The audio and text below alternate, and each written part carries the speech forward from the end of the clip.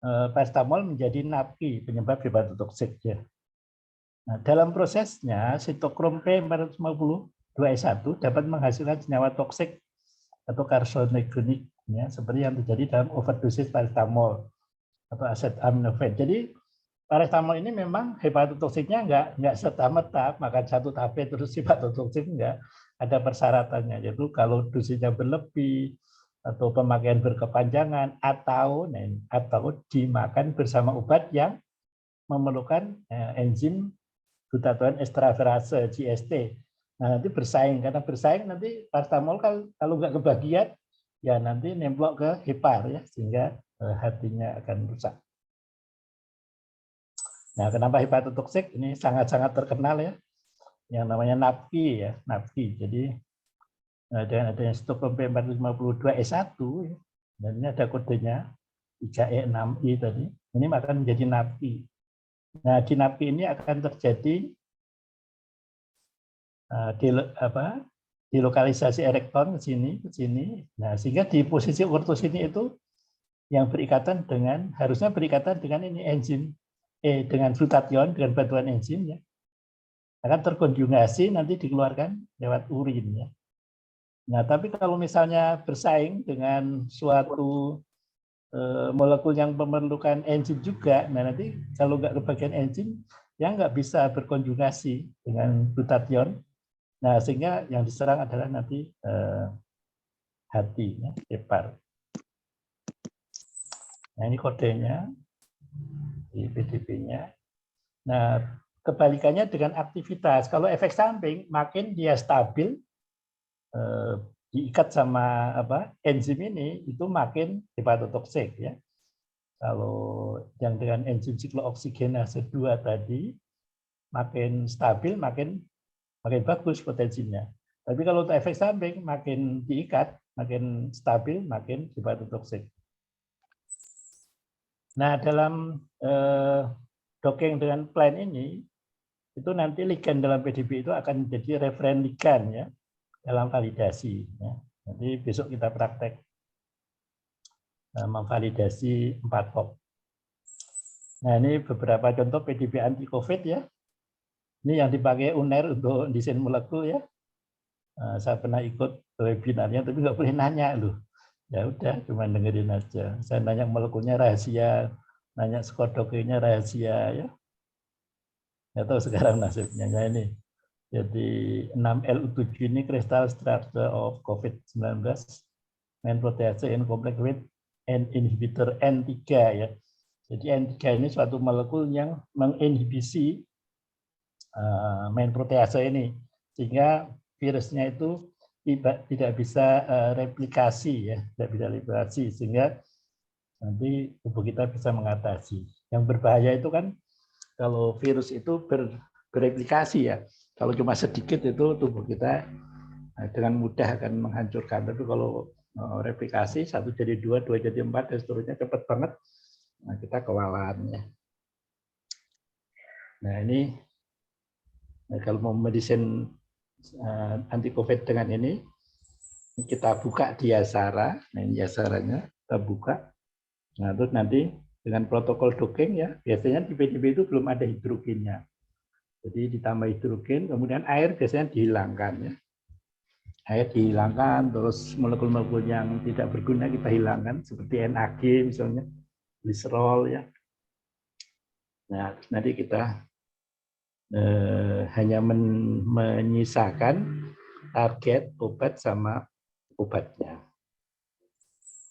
Ini kalau kita hidden targetnya, ini obatnya. Jadi validasi itu prinsipnya kita copot, kemudian kita kembalikan. Nah, kita kembalikan terus kita hitung pakai Yasara RMSD-nya.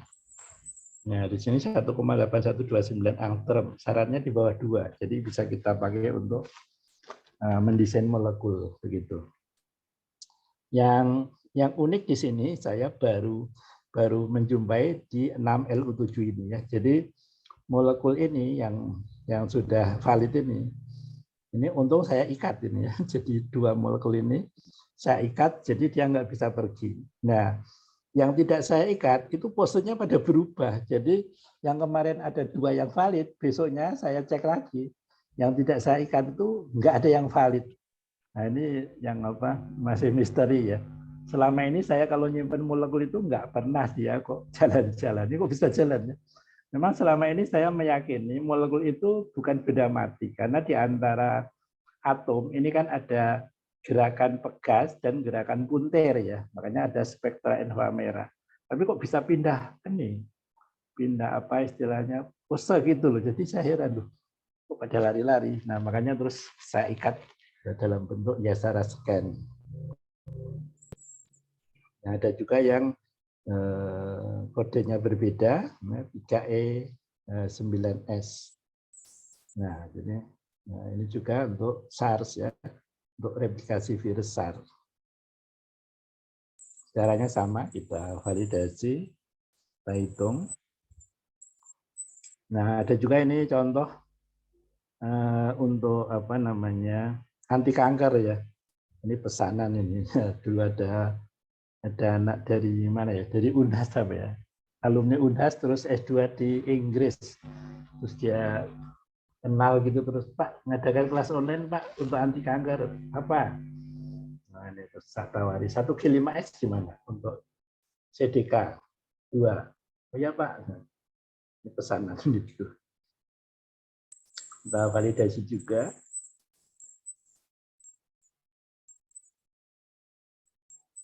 Di bawah 2 ya.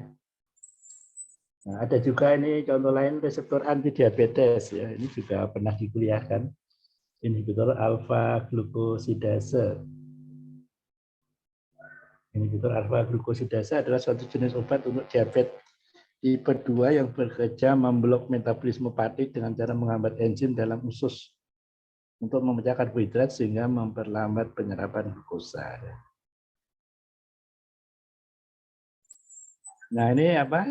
Marvin Space itu bisa juga untuk membuka ini, membuka PDB. Jadi selain Yasara, Marvin Space bisa untuk membuka PDB. Nah seperti ini.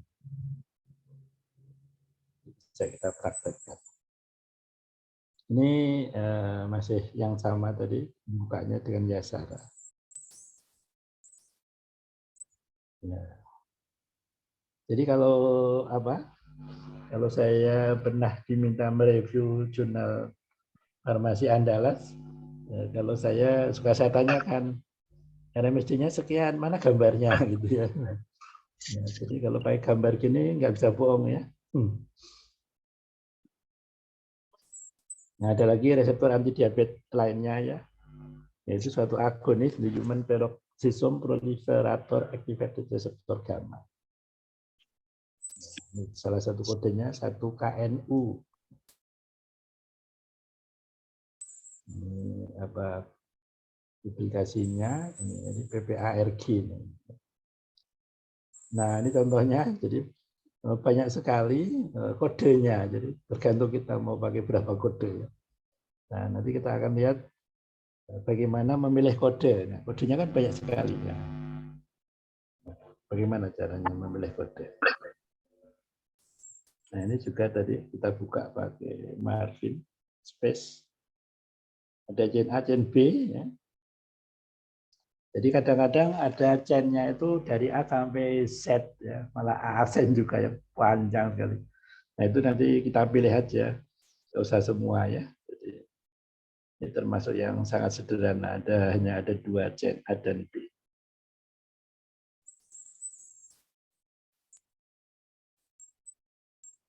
Nah, ini anti Omikron ya. Jadi bulan November ya, November 2021 itu Pfizer mengeluarkan apa?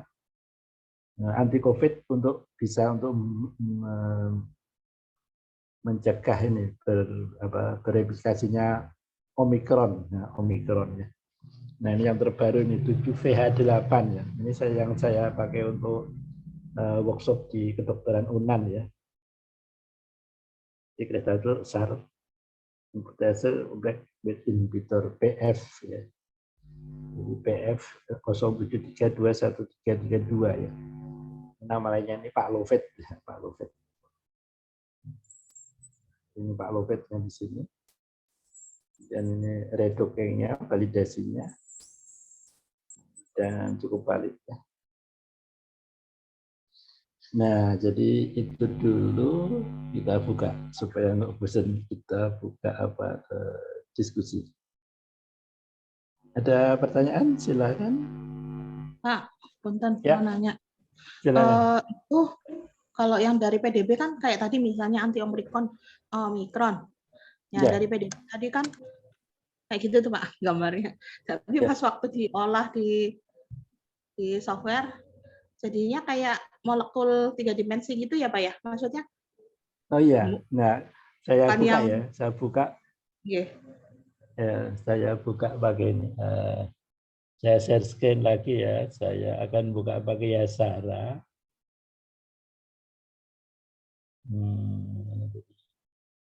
Share screen dulu.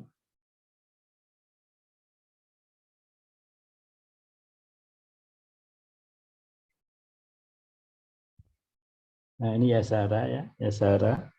Ini bisa untuk kita ini dulu. Kita buka apa namanya, RCSB-nya ya. Jadi RCSB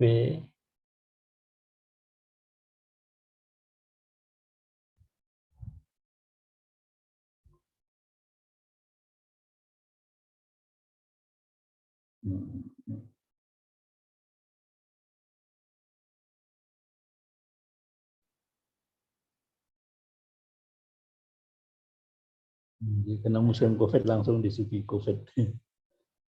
Jadi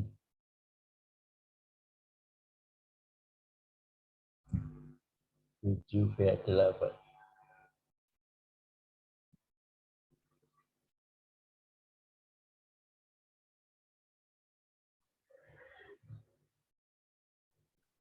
Wes, kenapa?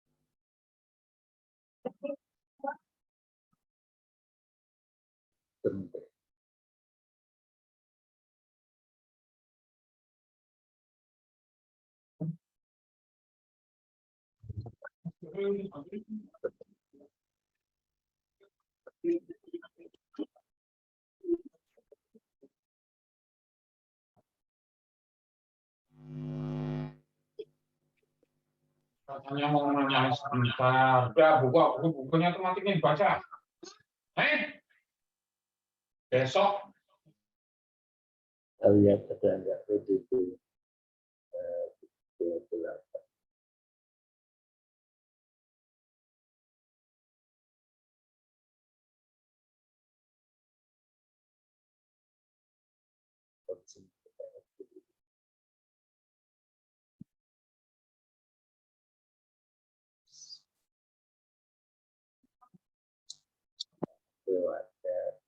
Harus smooth ya, nah, ini ada validasi 7V8.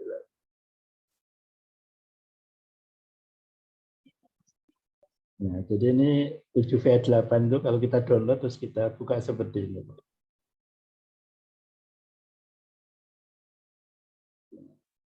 Ini kalau kita pencet F1, F2, F3 kayak gini. Ini kalau kita klik, ini ada air ya, ada airnya sudah dibuang ya Pak? ini belum, ini airnya masih ada ini. HOHH belum dibuang, ini masih apa PDB asli ini ya. Jadi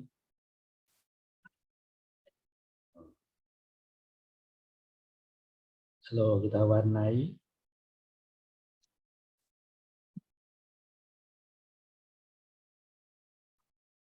nah, jadi prinsipnya nanti Ini kalau validasi, ini yang apa? Yang hijau ini Pak Lovett-nya, molekulnya. Nanti kita copot terus kita kembalikan. Nah, nanti kita hitung pakai Yasara RMSD-nya berapa gitu. Jadi sekarang itu enak ya. Apa? Zaman saya masuk kuliah dulu itu ngomongin reseptor aja bayanginnya hanya kata-kata terus bayangin. Kalau sekarang bisa kita tengok, bisa kita apa, pakai komputer, bisa kita ganti, bisa kita ambil begitu. Ya, Pak Lovett yang anti-COVID terbaru dari Pfizer. Ya, oke, ada lagi? Itu kalau lihat gambar seperti itu kan, Ya. saya sih bingung. Terus pemilihan ligannya itu berdasarkan apa? Kan macam-macam ligan ya Pak ya. Biasanya kalau misalnya Ya. itu, nah itu milihnya berdasarkan apa? Iya, Terus, ya. Jadi ligan yang dimaksud di sini adalah obatnya, Bu, obatnya. Jadi apa? Kalau kita internetnya sudah jalan belum? senyawa aktif ya Pak? Nah ini apa? Jadi biasanya di sini kalau untuk pemula kadang-kadang keliru ya, kelirunya milih ligannya. Karena di sini ligannya itu di sini kan, nah ini ligan 3 unique ya. Jadi milih ligannya kalau belum biasa bisa salah ya. Nah, jadi di sini biasanya di judul itu sudah dikasih tahu sih. Nah, misalnya di sini kan membentuk kompleks dengan inhibitor PF dan seterusnya. Nah, ligannya itu sebenarnya ini. Nah, kalau di bawah ini ada ligan tapi yang dimaksud, jadi ligan yang dimaksud tadi ada yang 4WI. Bukan yang dimethyl sulfoxide. Ini kan ligan juga disebutnya ada 3 ligannya, tapi bukan itu yang dimaksud. Jadi ini termasuk yang kita hilangkan dalam preparasi protein begitu.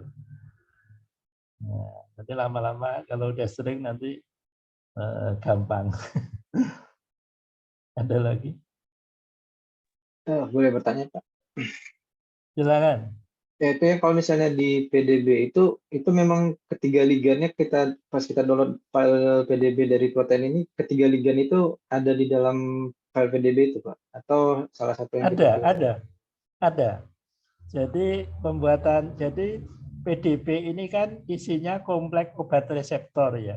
Jadi untuk membuat kompleks itu kan dari data lab basah yang dijadikan database. Nah, makanya kadang-kadang diperlukan molekul lain ya untuk dalam rangka itu untuk supaya bisa berinteraksi tadi. Begitu. Jadi ini ada di dalam PDB, nanti pada saat mau docking itu air kayak tadi itu airnya dihilangkan. Nah, padahal air itu kan sebenarnya ada di tubuh kita kan. Nah, tetapi karena pada saat validasi airnya kita hilangkan, kemudian pada saat menguji molekul airnya juga kita hilangkan, sehingga diharapkan itu memperkecil kesalahan. Tapi ada jurnal yang mengatakan kalau airnya disertakan dengan tidak disertakan itu yang memang beda, energinya itu ya mendekati yang ada airnya. Tapi karena sudah kesepakatan dalam protokol docking itu dihilangkan airnya, ya. Salah satunya juga untuk supaya laptopnya ringan begitu ya, ringan. Tapi saya juga pernah mencoba. Jadi pada saat saya memvalidasi tidak valid gitu, terus beberapa air itu saya tinggal di protein itu terus menjadi valid gitu ya. Nah, seperti itu. Nah, ada lagi? Jadi saat pembersihan, bagaimana kita milih yang harus kita hilangkan gitu Pak?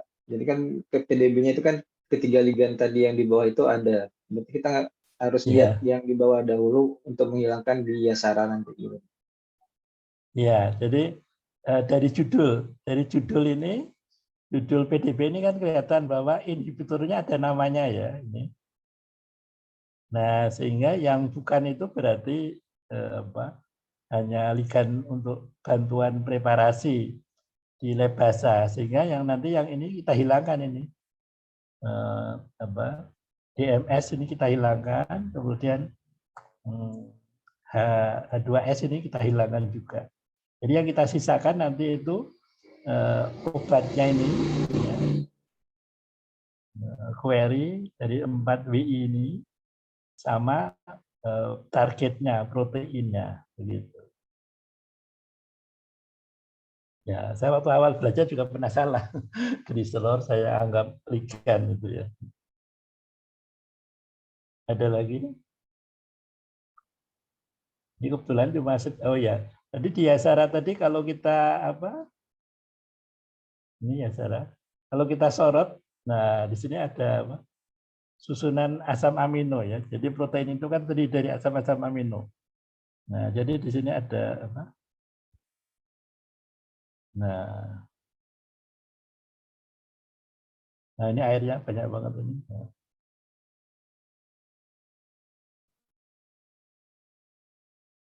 Nah, jadi kita pernah belajar biokimia ya, biokimia tentang protein. Nah seperti ini. Ini bisa kita pencet-pencet F1, F2 gitu untuk apa bisa beda tampilan. Ada pertanyaan lagi dari sini?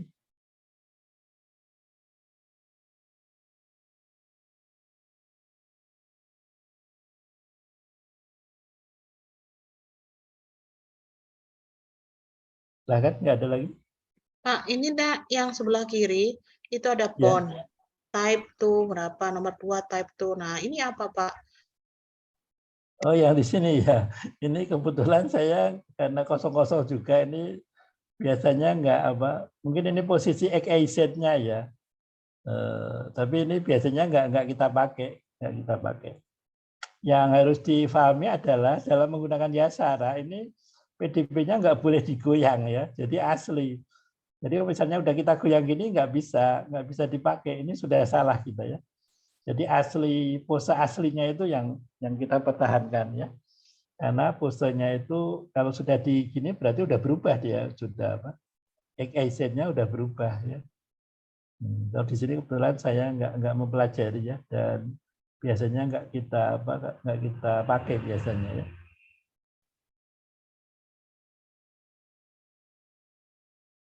Jadi yang paling penting adalah pada saat preparasi dengan Yasara kita nggak boleh menggerakkan 3 dimensi. Tapi kalau memencet F1, F2 itu nggak apa-apa. Tapi kalau menggoyang gini itu nggak boleh.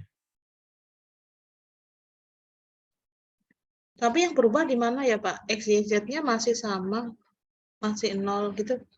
Kita tahunya XYZ-nya di mana, Pak? Oh, nanti pada saat kita docking itu nanti di besok ya. Besok kita akan lihat pada saat kita docking itu nanti bisa kelihatan itu XYZ-nya itu obatnya ini ada di posisi mana gitu ya, di 3 dimensinya ya. Untuk 7VH8 ini ada untuk besok kan 4 kok itu juga bisa kita ini besok kita tunjukkan XYZ-nya ya. Jadi kalau di plan ini adalah bentuknya adalah grid ball. Kalau di Autodoc kan grid box ya, bentuknya kotak. Kalau di sini bola bentuknya ya. Jadi obatnya ini sama sobatnya ini dikelilingi sama bola gitu. Jadi ini di dalam bola. Jadi tiap-tiap kode itu bolanya ukurannya XYZ-nya sama radiusnya beda-beda. Nah ini salah satu kelebihan kalau menurut saya ya. Jadi kita nggak usah ribet lagi. Kalau Autodoc kan tiap peneliti harus bikin grid box. Kalau ini enggak.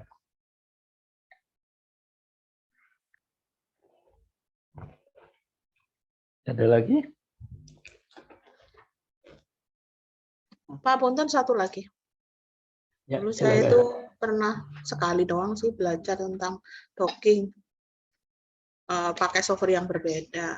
Terus kita itu ada ngitung Ramachandran plot ya. Oh iya. Kalau ini nanti gitu juga nggak, Pak? Kalau di sini enggak. Kalau di sini kita enggak pakai Ramachandran. Kita pakai validasinya RMSD aja di sini.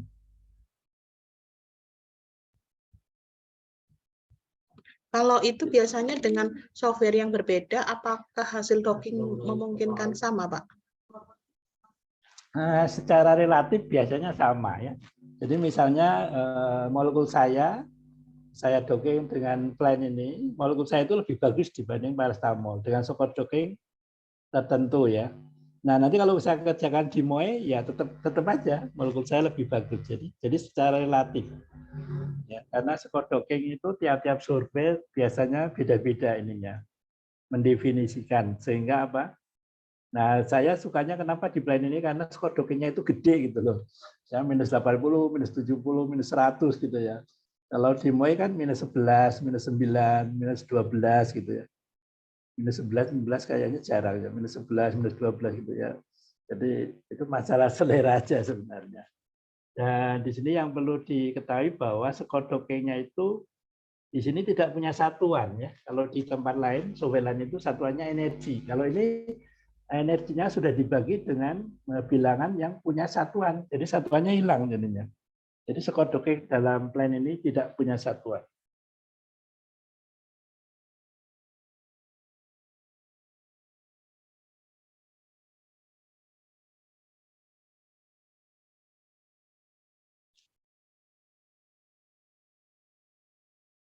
Ada lagi?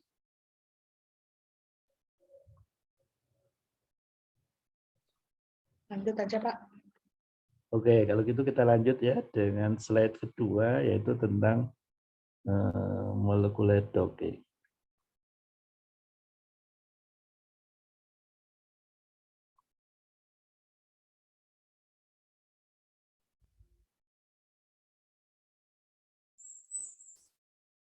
Jadi molecular docking itu ada yang bahasa Indonesia kan menjadi penambatan molekul ya. Dari kata ngedok ya. Kapal itu kalau biasanya ngedok ya kalau belum apa namanya servis gitu ya. Ngedok penambatan molekul jadi ditambatkan. Jadi apa itu docking adalah suatu prediksi ya, prediksi energi dua molekul ya. Jadi obat reseptor nempel plak. Nah, itu ada energinya. Nah, diasumsikan bahwa duanya itu saling ngedok, saling cocok begitu.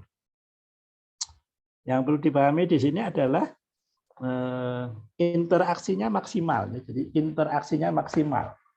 Nah, interaksi yang maksimal itu identik dengan energi yang minimal ya. Jadi interaksi maksimal itu identik dengan energi yang minimal ya. Mungkin bisa kita ibaratkan dengan suatu rumah tangga ya. Rumah tangga itu kan energinya minimal. Jadi kalau yang bagus ini rumah tangga sakinah ya, mawaddah warahmah itu energinya kecil, energinya itu stabil ya. Jadi energinya minimize ya. Nah, jadi dia tidak mudah digoyang. Kalau energinya tinggi itu dia berantem ya. Beda pilihan calon presiden berantem ya. Dulu ada itu berita. Suami istri beda pilihan terus istrinya nggak mau masakin suami ya, suaminya terus pergi ke hotel. Ya lucu ya. Nah di situ ya. Nah ini ada beberapa tipe ya, ada yang rigid docking, jadi dua-duanya itu rigid ya. Nah, biasanya ada di penjelasan di masing-masing software-nya ya. Nah, jadi di sini seperti model kunci dan gembok. Jadi kunci dan gembok itu kaku ya, dua-duanya rigid ya. Kemudian semi fleksibel. Semi fleksibel itu reseptornya rigid ya. Kemudian ligannya, obatnya itu yang fleksibel ya, dia fleksibel. Nah, ada yang fleksibel, docking fleksibel, jadi dua-duanya ya, dua-duanya. Nah, salah satunya adalah plan ini ya, yang akan kita pakai besok. Ini dua-duanya fleksibel. Nah, aslinya software ini sebenarnya bekerja di Linux ya. Jadi kalau kita ke webnya sana itu masih bekerja di Linux Win32 ya. Nah, jadi ceritanya dulu mungkin udah pernah saya ceritain ya. Jadi waktu saya ngadakan kelas kayak gini itu ada mantan dekan UII, Fakultas Kedokteran. Nah, pakai yang lama ini, pakai Pendrive Linux ya. Jadi Linux yang bekerja di Windows ya, Pendrive Linux namanya. Nah, terus laptopnya beda ganti. Win64 gitu ya. Nah, untuk Linux-nya itu nggak ada, adanya cuma sampai 32. 64-nya nggak ada. Wah, berarti nggak bisa dong bekerja dengan laptop yang baru. Terus saya tanya ke beliau, masih bisa nggak Bu kerja? Oh bisa Pak, kebetulan suami saya dosen IT, jadi coding-coding itu sangat paham ya. Sehingga sama suaminya itu dimodifikasi, sehingga bekerjanya plan itu bukan di Linux tapi di Windows. Nah, sehingga saya minta izin untuk ketemu sama suaminya, dan saya minta izin untuk saya share lewat buku dan lewat kuliah, dan diizinkan ya. Jadi atas jasa beliau jadi mudah ya. Karena kalau dipakai Pendrive Linux itu kita harus bolak-balik ya. Karena Linux bekerja di Windows. Jadi nanti kerja di Linux terus pindah ke Windows, pindah ke Linux gitu. Agak ribet ya. Lebih simpel yang sekarang ya, langsung di Windows ya. Nah itu atas jasanya Pak Sarjo Nuryadi. Nah ini beberapa metode docking yang lain, software yang lain ya. Ada Autodock ya. Nah ada UCSF ya. Kemudian ada Gripbox ya. Ada ICM ya. Ada Gold. Nah ini Gold ini berbayar ini yang pernah di benchmark dengan plan ini ya, Gold. Nah ini plan ya. Jadi ini saya dapat dari dosen yang ini ya, ngambil S3 di Free University ini ya. Jadi ini dipakai di sana aplikasi docking yang telah di benchmark secara internal di grup penelitian kimia medicinal Free University Amsterdam dengan Gold, aplikasi docking yang berbayar yang dipakai secara rutin di laboratorium kimia medicinal di Eropa dan Amerika. Nah dari hasil benchmark diketahui plan setara dengan Gold ya. Ini gratis, setara dengan yang berbayar untuk protokol docking virtual di protein adenidik dan lebih baik dari Gold untuk screening nikotinic acetylcholine binding protein. Jadi rasanya cukup beralasan kalau kita pakai plan. Memang ngetopnya itu masih kalah ya dengan Autodock ya, masih kalah ngetopnya ya. Itu udah banyak yang ikut kuliah dari tahun 2020 ya, 2020, 21, 22 ya lumayan udah banyak yang pakai sekarang. Nah ini ada MOE ya, MOE itu kalau nggak salah sekitar 40-an ya, 2 tahun 90-an juta. Nah MOE ini kelebihannya banyak. Nah ini ada pharmacophore mapping juga di sana, terus banyak fitur-fiturnya di sana ya. Ada yang flag ya, saya nggak mempelajari ini flag. Lead. Nah yang perlu kita jadi adalah RMSD, evaluasi docking itu root mean square deviation. Jadi D ini adalah jarak sebelum kita copot dan sesudah kita copot. Nah itu harus di bawah 2 angstrom. Jadi kalau suatu molekul terdiri dari 5 atom misalnya, atom itu sebelum kita ambil dari reseptor, kemudian kita ambil, kita kembalikan kan ada jarak. Nah, kalau kita kasih kode 5 atom itu H1 sampai A5 berarti D-nya ada 5, D1, D2, D3, D4, D5. Nah, D-nya itu kita kuadratkan, kemudian kita rata-rata, kemudian kita akar. Nah, itu kalau di bawah 2 itu kayak tadi ya. Jadi seperti dianggap itu bisa balik gitu ya, balik. Nah, kalau kita ibaratkan secara sederhana mungkin reseptor itu seperti rumah gitu ya. Ligannya itu seperti yang punya rumah ya. Jadi yang punya rumah ini kalau pergi ya harus bisa balik dong. Kalau yang punya rumah tadinya di ruang tamu terus pergi ke pasar, balik lagi mestinya di ruang tamu. Nah, berarti valid ya. Berarti kalau menerima tamu dia bisa. Untuk menguji yang lain bisa. Nah, tapi kalau tuan rumahnya ke pasar dari ruang tamu, balik lagi nyasarnya ke halaman ya, nggak bisa balik lagi, berarti nggak valid. Nanti menerima tamu ya apa tidak valid begitu.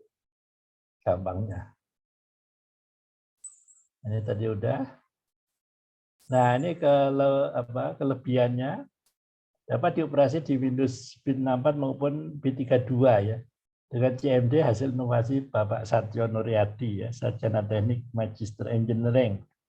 Dan free, praktis, sederhana dan mudah ya. Kodenya dulu belasan, sekarang tinggal 2 baris ya. Baik protein maupun ligan bergerak ya. Hasil docking dapat divisualisasi di sumber lain. Ya, jadi kita akan melihat hasil visualisasi nanti dengan Lickplot dan PyMol yang ada lisensinya dan gratis ya. Jadi udah saya bagikan linknya sehingga nanti kita isi data dengan email institusi biasanya. Nanti kita akan dikasih link untuk download dan kita dapat lisensi 1 tahun. Nah, kelihatannya bisa diperpanjang ya. Skor docking puluhan sampai ratusan ya. Ini selera aja ya. Saya kok lebih senang kalau skor dockingnya puluhan sampai ratusan ya. Nah, tapi itu tergantung seleranya ya. Kalau bawa uang ratusan ribu, 50.000, rasanya kok lebih senang daripada 1000-an gitu ya, ibaratnya. Nah, kelemahannya itu plan tidak menyediakan fungsi preparasi protein, ligan maupun visualisasi. Jadi plan itu hanya benar-benar untuk nempelin protein sama ligan tadi, nempelkannya itu pakai plan. Memerlukan Yasara, preparasi protein dari ligan, dan sket CEM atau Marvin sket untuk preparasi ligan. Memerlukan Lickplot dan PyMol untuk visualisasi hasil docking. Jadi sebenarnya nggak harus Lickplot dan PyMol, bisa juga pernah juga saya visualisasikan ke MOE gitu ya. Nah, atau di tempat lain bisa ya. Karena kita akan membuat PDB teoritis dari hasil docking. Nah, perlu beberapa revisi atom. Ini sebenarnya tidak harus dilakukan ya. Jadi kalaupun nggak dilakukan ya tidak akan merubah skor. Cuma ada kata-kata misalnya tidak dikenali gitu ya. Atomnya tidak dikenali. Nah, contohnya misalnya SO2. SO2 itu pada saat bikin program itu O-nya itu huruf kecil. Nah, sehingga kalau nggak kita edit dijadikan O kecil itu kok nggak kenal ya katanya. Tapi skor dockingnya tidak akan berubah.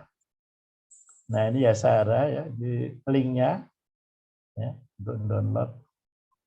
Jadi kalau para peserta pengen punya lisensi, begitu buka Yasara ada namanya, itu silakan ini ke webnya, nanti ngisi data, nanti dikasih link untuk mendownload ya. Nah, nanti dikasih lisensi sama Yasara gratis. Ini CEM Action ya. CEM Action ini kelihatannya ini pakai yang lama saya ya.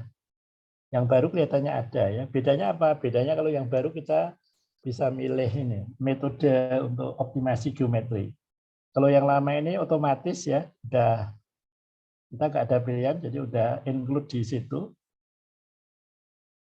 Nah, nanti kita bikin 10 konfirmasi, masing-masing sudah ada energinya. Nah, jadi garis besarnya seperti ini.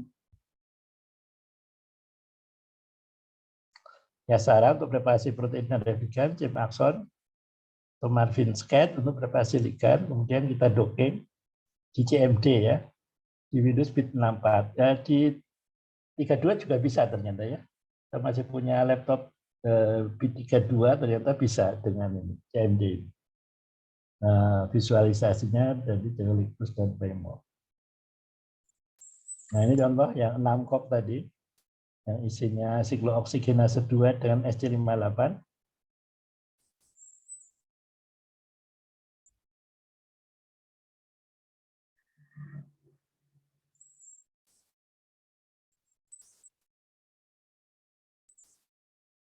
Nah, tadi udah ya, jadi NMSC-nya harus di bawah 2 angstrom ya. Ini penting sekali ini RMSC ya.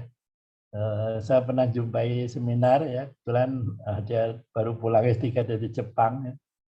Presentasi di seminar internasional gitu, saya tengok kok RMSD-nya kok 4 ya, agak-agak disembunyikan gitu, terus saya kejar, berapa RMSD-nya? 4, 4 kan nggak valid. Iya Pak, nanti mau dicari lagi. Yang lebih konyol RMSD-nya berapa? 10. Wah, 10 ini maaf ini sampah ini ya. Dan yang lebih lebih apa namanya menggelikan apa? Jadi yang presentasi itu saya tanya, RMSD-nya kok 10? Saya bilang itu. Dia malah bingung.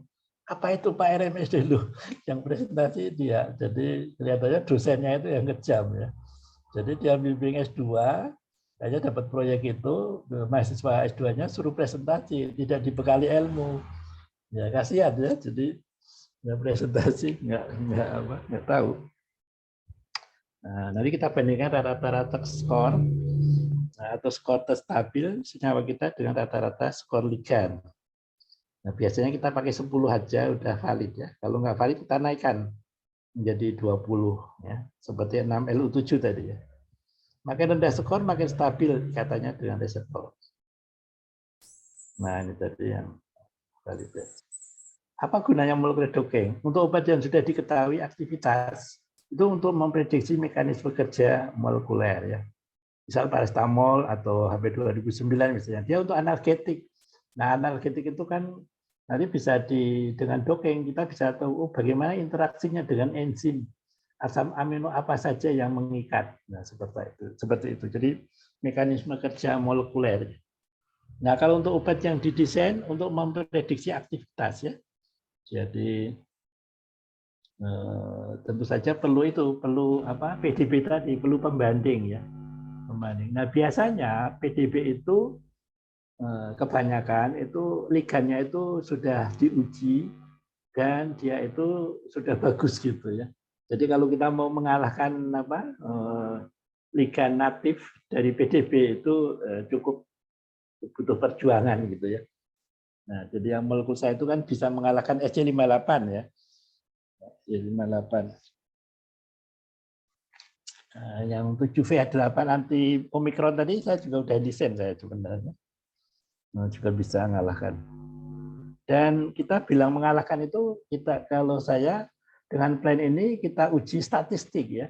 Jadi kalau kita membandingkan dua rata itu kan dengan uji T ya. Jadi kalau misalnya dan itu sangat penting untuk yang skor dockingnya dekat ya. Nah, jadi pernah ada seminar gitu terus pembandingnya itu minus 7,3 gitu. Terus molekul dia minus 7,5 gitu ya. Kemungkinan pakai software yang skornya kecil gitu ya. Terus dia menyatakan, molekul saya lebih bagus dari pembanding. Saya bilang, belum tentu. Apa dasarnya? Ya karena minus 7,5 kan lebih stabil Pak dari minus 7,3. Kalau diekstrak harus ada ujinya, uji statistik. Perlu rata dan perlu standar deviasi. Baru nanti kita uji T. T hitungnya lebih besar dari T tabel atau lebih kecil. Kalau lebih kecil berarti sama. Kalau lebih besar ada perbedaan bermakna. Nah, perbedaannya itu ada dua, lebih poten atau kurang poten. Nah, kita lihat skor dockingnya. Nah, jadi kalau di plan ini sekali running kita udah punya data yang 10 tadi. Sehingga kita bisa uji statistik begitu. Nah, ini beberapa molekul tadi. Nah, jadi paracetamol kalau kita dockingkan ke kode 6 COP ya, yang isinya tadi S58 tadi. S58 tadi skor dockingnya minus 71, paracetamol minus 67, acetosal minus 72, molekul saya minus 85, dan yang satunya minus 95.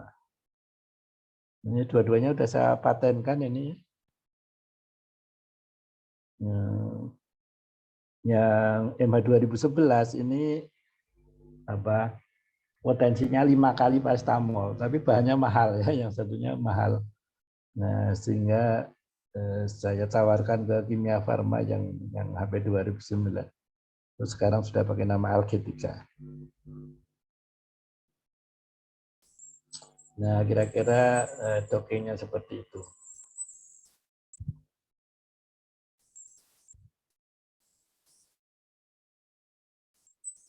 jadi Docking Plan ini sudah banyak jasanya ya terhadap saya ya. Ini ada 3 kali dapat apa namanya hibah masing-masing ini 50 juta ya, 50 juta untuk penelitian maksudnya ya. Kita bikin proposal inovasi paten ya. Sekarang ditutup, katanya yang menang saya terus ditutup sekarang. Saya pindah nasional ini ya. Ini EMA 2011 ya, masuk duluan, padahal belakangan dibanding Alketika. Alketikanya baru tahun berikutnya. Nah, yang ini yang khasiat ganda ya. Jadi sebenarnya kalau kita hubungkan dengan PAS online kemarin, satu molekul itu bisa mempunyai banyak efek ya, termasuk kurkumin. Kurkumin itu kan banyak penelitian untuk macam-macam ya, untuk antivirus, anti-inflamasi dan lain-lain. Jadi satu molekul itu sebenarnya bisa. Nah, jadi kita itu sebenarnya bisa mendesain. Jadi ini saya nulis buku desain biogenetika ya. Jadi biogenetika, antibiotik sama analgetika ya.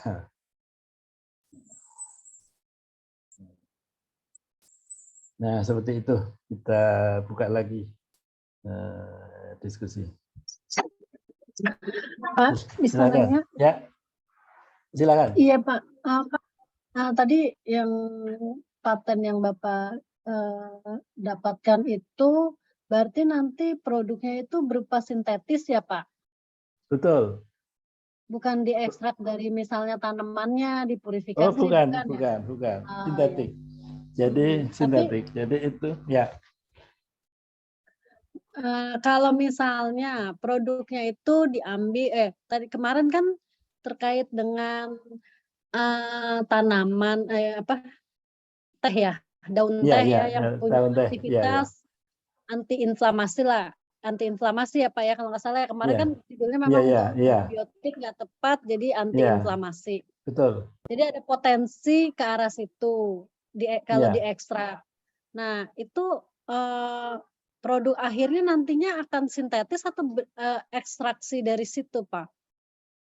Kalau seandainya mencari kan kemarin kan mencari men-screening yang aktifnya itu dari daun teh ya, dari daun teh senyawa betul. Sudah dipublish itu apa aja gitu, terus dari senyawa aktif yang dipublish ini yang mana yang punya potensi sebagai antiinflamasi. Nah itu kan masih in silico ya Pak. Ketika in silico itu kan nanti ada produknya. Nah, produknya itu berupa diekstraksi dari daun tehnya sendiri atau dari secara sintetis. Sintetik. Nah. Ya. Nah, jadi kalau yang Kalau yang pernah ada ya, yang pernah ada itu contohnya gini. Jadi di India itu ada grup besar gitu ya, itu mengisolasi tanaman namanya asadirachta. Nah, di dasarnya itu menemukan molekul baru namanya asadirachtin. Ya mirip dengan itu tadi ya, misalnya katekin gitu ya. Nah, terus itu dia publikasi di jurnal internasional ya. Orang India kan senang ya. Wah, hasil karyanya tanaman asli dari India diisolasi, kemudian molekulnya itu dipublish di jurnal terkenal di dunia gitu ya. Apa yang terjadi? Industri Amerika itu lihat jurnal itu, ini kok ada molekul bagus ini. Nah, akhirnya apa? Akhirnya sama industri Amerika itu dimodifikasi strukturnya itu. Tentu saja dia nggak butuh tanamannya ya, dia sintetik. Jadi dia banyak dimodifikasi sintetik kemudian diuji. Nah, salah satu yang terkenal itu AZA, itu bisa membunuh berbagai serangga. Terus dipatenkan sama industri Amerika, terus dijual ke seluruh dunia, masuk ke India. Nah, orang yang publikasi tadi kan nengok, loh ini kok mirip ya dengan punya saya. Sehingga pas ada konferensi tingkat tinggi PBB tentang keanekaragaman hayati, orang India ini protes. Kok dari Amerika ini kok mirip ya dengan molekul saya ya. Nah, apa dia bilang? Ya memang dari situ saya membaca jurnal Anda terus saya modifikasi. Terus jadilah berbagai banyak molekul, ada yang untuk kontrasepsi, untuk anti serangga dan sebagainya banyak. Nah, yang paling ngetop itu anti serangga yang masuk ke India juga. Nah, terus orang India ini kan ya berarti saya berjasa dong. Kalau gitu bagilah berapalah 10%. Enggak mau. Orang Amerika enggak mau. Industri Amerika. Loh, yang Anda temukan itu kan molekul asli dari tanaman. Itu milik Tuhan. Nah, yang ini sudah saya modifikasi. Nah, kalau Anda mau kayak gini ya belajar sendiri. Nah, sejak itu kan India itu terus kelihatannya bangun dari tidur ya. Nah, jadi sekarang kalau nggak salah India dengan Cina itu dua negara yang lumayan ini kemajuan di bidang obatnya gitu ya. Jadi nanti kalau yang seperti itu juga gitu. Kalau kita misalnya dari daun teh kira-kira efisien enggak kalau kita mendapatkan isolat dari daun teh hijau dibanding sintetik? Tentu saja kelihatannya akan ke Kurang. sintetik kelihatannya. Iya, Ya Pak, betul. sintetik Jadi ya, Pak. jadi ke sintetik ya. Dan sejarah membuktikan biasanya memang penemuan obat itu dari bahan alam terus disintetik biasanya ya. Ini di slide yang modifikasi molekul di YouTube saya ada itu. Jadi bagaimana merubah dari morfin kalau nggak salah ya, sekian puluh tahun baru dirubah zaman dulu itu ya, modifikasi terus berapa tahun lagi dirubah. Jadi yang akhirnya itu dari tanaman itu nanti ya disintetik gitu ya, disintetik. Nah, yang jadi masalah itu adalah nanti biaya untuk sintetik. Biaya untuk sintetik itu nanti mahal enggak? Kalau terlalu mahal nanti kan harga obatnya mahal ya. Nah, jadi yang saya pernah ikut webinar itu antara peneliti dan investor itu akan bertemu ya, akan bertemu. Kalau cocok itu bertemu. Nah, dia harus melewati jalan yang namanya lembah kematian.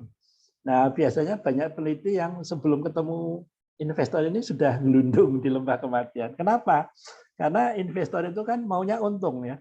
Jadi misalnya saya punya molekul bagus ya, molekulnya bagus, misalnya gampang disintesa bagus, tapi ini perlu 5 langkah misalnya. Randomnya berapa? 10%. Jadi dari A ke B, B ke C, C ke D, D ke E, randomnya 10%. Ya nanti kan berarti akan mahal sekali itu ya.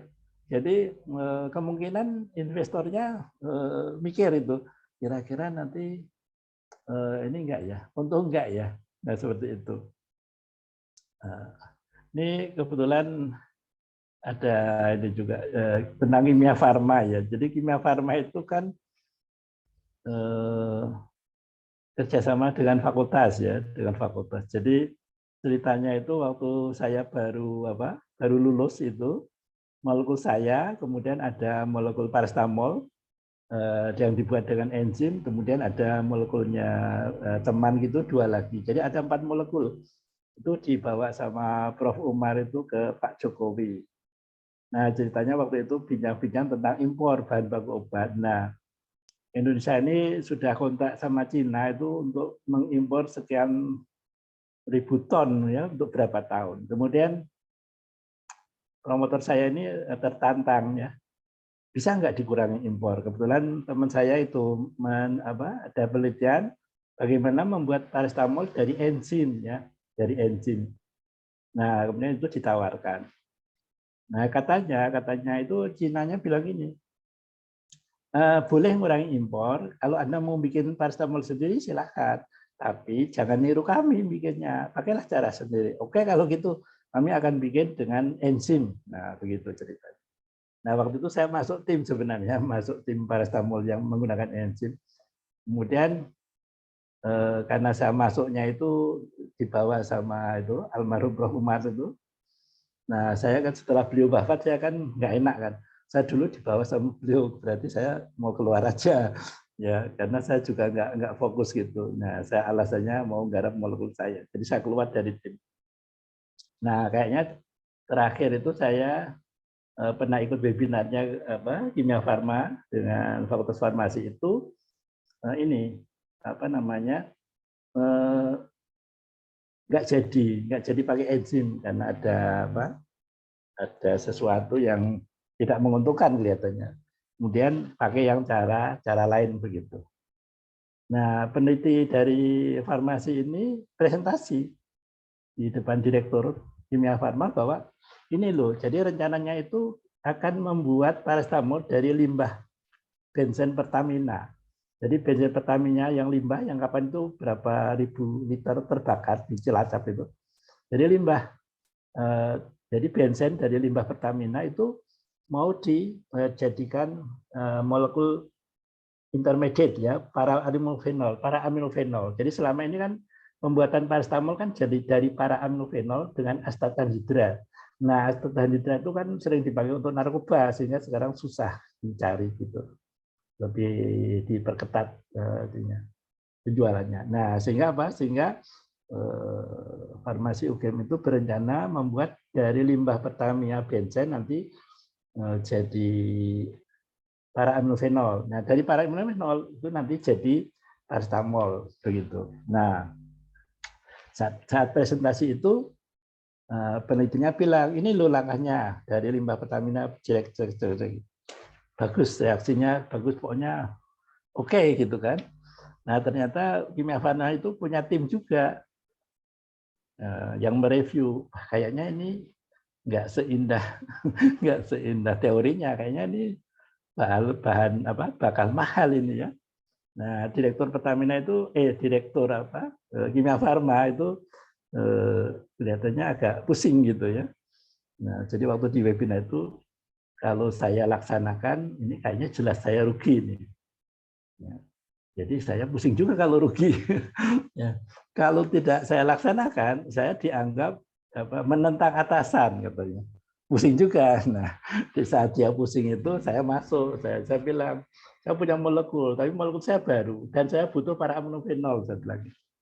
Nah, akhirnya terus dia minta saya presentasi. Saya presentasi, ini loh molekul saya butuh para aminofenol sama urea sampai gitu. Nah, nanti jadi molekul baru. Nah, kebetulan ada profesor dari teknik kimia itu yang membuatkan desain industri.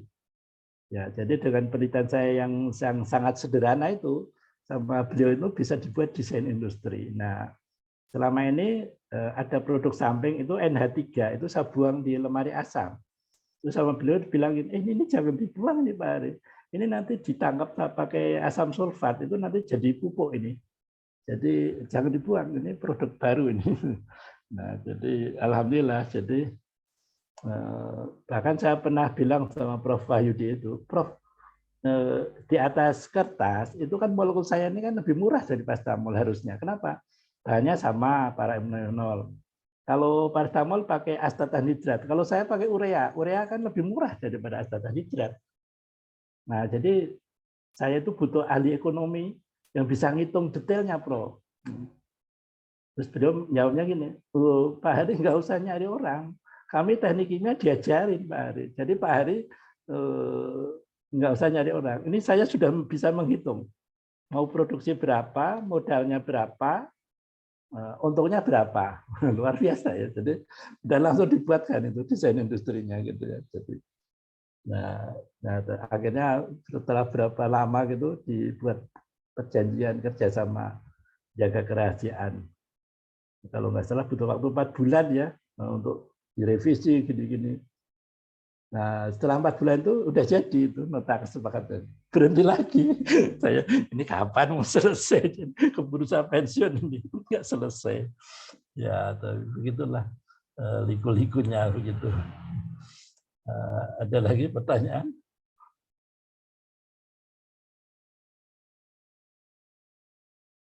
Silakan.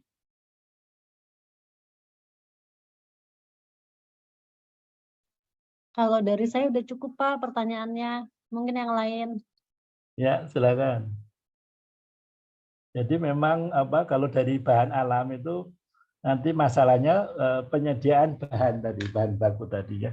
Kalau nggak salah yang untuk itu batu ginjal itu ya, itu yang produksi Sarjito itu kan sempat kehabisan gitu ya, bahannya kehabisan, jadi nggak produksi. Nah, jadi keberlanjutan bahan baku ini yang perlu dipikirkan ya. Bahkan obat-obat tradisional itu ternyata juga masih banyak yang impor ternyata ya. Misalnya jahe, terus kencur yang itu ternyata belum bisa dalam negeri itu memenuhi kebutuhannya. Di samping jumlah juga kualitas, sehingga kayak kalau nggak salah industri jamu apa ya yang pernah saya kunjungi itu, ya cerita itu kita masih perlu impor, jadi hambatannya seperti itu. Dan sebenarnya ada anggapan misalnya kalau obat herba itu lebih murah, belum tentu, kadang-kadang herba lebih mahal loh dibanding apa. Kalau nggak salah untuk hipertensi itu dan apa namanya, ada tensi apa namanya, produksi papros itu juga kelihatannya tidak berhasil karena kalah harga. Ya, saya biasanya hipertensi pakai lisinopril saya, cukup murah gitu ya. Yang lain ada?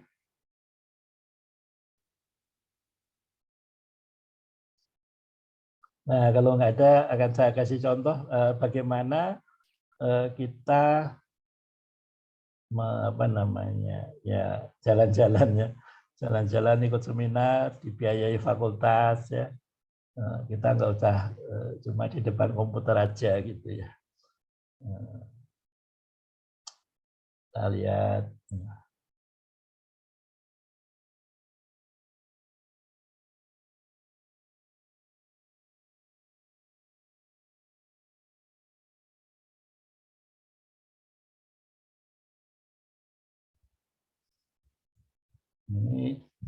Ini akan saya kasih contoh bagaimana andrographulide itu untuk molekul penuntun begitu ya. Kelihatan? Kelihatan.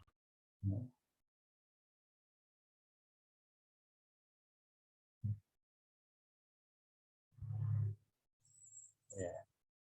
Jadi andrographulide sambiloto sebagai senyawa penuntun penemuan obat baru anti malaria ya. Jadi malaria itu sebenarnya pernah dinyatakan bebas di Indonesia ini. Jadi Indonesia bebas malaria itu pernah tahun berapa itu. Tapi kok tiba-tiba ada lagi ya. Nah ini saya nggak menuduh, cuma ya berandai-andai gitu ya. Nah, pernah itu kalau nggak salah Bill Gates itu di Fakultas Kedokteran UGM itu ya, kerjasama dengan itu tentang anti malaria. Jadi saya nggak tahu apa itu ada hubungannya dengan Bill Gates sehingga malarianya muncul lagi. Jadi proyek saya nggak tahu ya, walau alamnya. Nah, jadi kita akan lihat malaria ya, penyakit mematikan di beberapa belahan dunia, terutama di daerah tropis dan subtropis ya. Kematiannya cukup banyak, 1 juta orang per tahun dan terus meningkat ya. Indonesia akan kaya akan bahan alam. Nah, sambiloto itu ada andrographulida ya. Itu ternyata sudah banyak diteliti, itu bisa menurunkan parasitemia secara in vivo. Nah, kemudian saya tengok strukturnya ya. Wah, kalau saya disuruh mensintesis kayaknya saya kewalan ini ya. Kewalan mungkin mahal, susah gitu ya. Nah, sehingga saya jadikan senyawa penuntun. Saya harus tahu targetnya apa andrographulide itu saya cari. Nah, saya harus tahu mekanisme kerjanya. Nah, saya membuat molekul baru yang paling tidak sama atau lebih bagus dari andrographulide untuk anti malaria. Nah, ini ternyata bekerjanya itu di cysteine proteinase. Dan ini saya cari kode PDB-nya ada. Nah, sehingga saya butuh ini, mau validasi ini. Nah, ini cysteine proteinase falsifa in 3. Nah, ini ada bulan cuma 1 ya, sederhana ini PDB-nya. Nah, jadi bagaimana mekanisme kerja andrographulida dan desain senyawa yang dapat mempunyai potensi lebih kuat dibanding andrographulida. Nah, sehingga lengannya saya validasi dulu kode PDB-nya dengan preparasi protein, drive ligand, dan kita docking. Ini dulu masih pakai pendivelinub ya.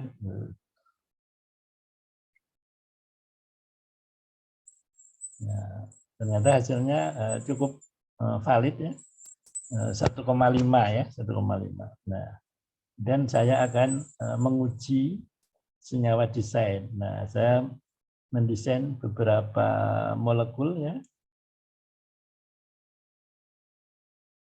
Nah, jadi Anda andrograbolide saya dongengkan juga. Leupeptida RRHP1 ini kode desain ya. Saya dongengkan juga. Nah, ini strukturnya ya. Jadi ini juga andrograbolide ya. Jadi saya kalau disuruh bikin sintesis ya mikir saya gimana ya caranya ya. Kalau lihat molekulnya kok kayaknya ya lumayan sulit gitu ya.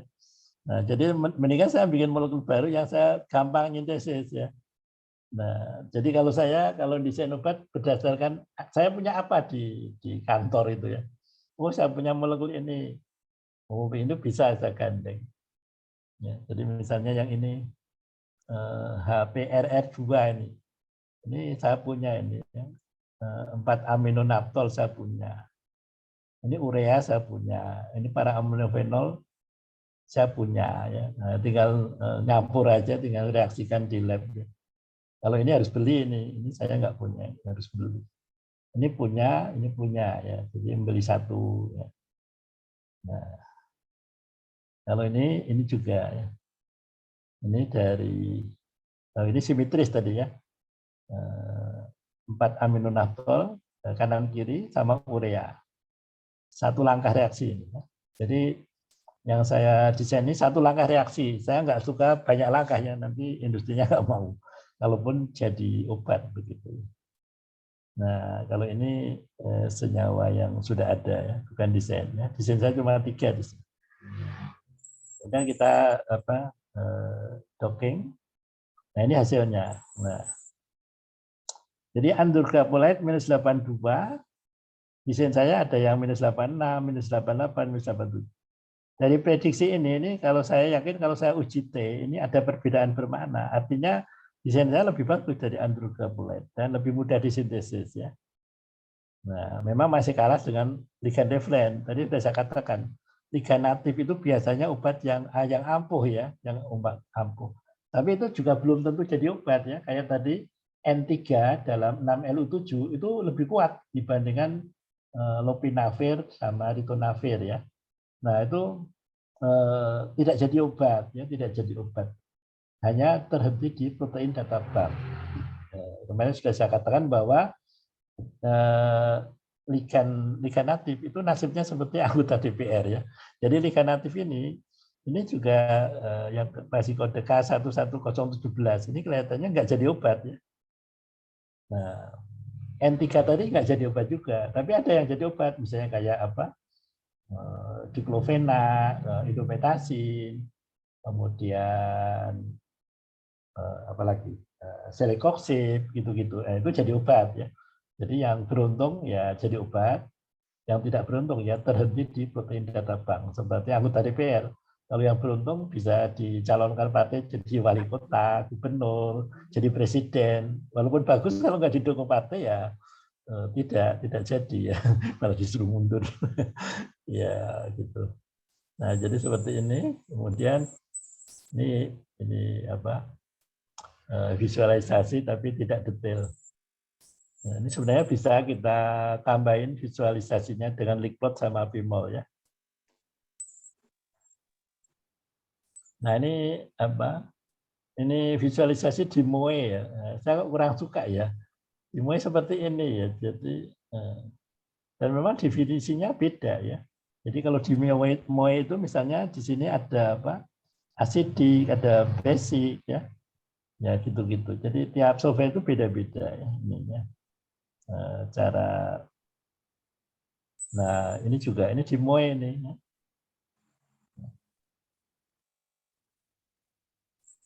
Nah, jadi di Lickplotnya nggak saya cantumin. Jadi kesimpulannya, hasil molekul menunjukkan bahwa interaksi andrograbolide dengan enzim sistein proteinase falsipaid 3 terutama pada 7 asam amino yaitu ini. Bila dibandingkan dengan senyawa inhibitor sintetik, andrograbolide mempunyai potensi yang lebih rendah. Kemudian skodoknya andrograbolide dan seterusnya masing-masing ini. Nah, desain ketiga senyawa sintetis ya, yaitu RRHP1, RRHP2 dan HPRR2 masing-masing dengan skor sekian lebih poten dibanding andrograbolide minus 80. Ya, jadi ini tanpa uji statistik udah bisa dilihat. Tapi kalau yang dekat misalnya minus 83 ya wajib, karena bisa jadi itu sama. Nah, jadi ini contoh bagaimana kita presentasi dengan hanya modal laptop ya, dengan internet kita bisa ikut seminar. Biasanya kalau presentasi gitu kan dibayari ya sama fakultas biasanya ya. Nah, seperti itu. Ada pertanyaan?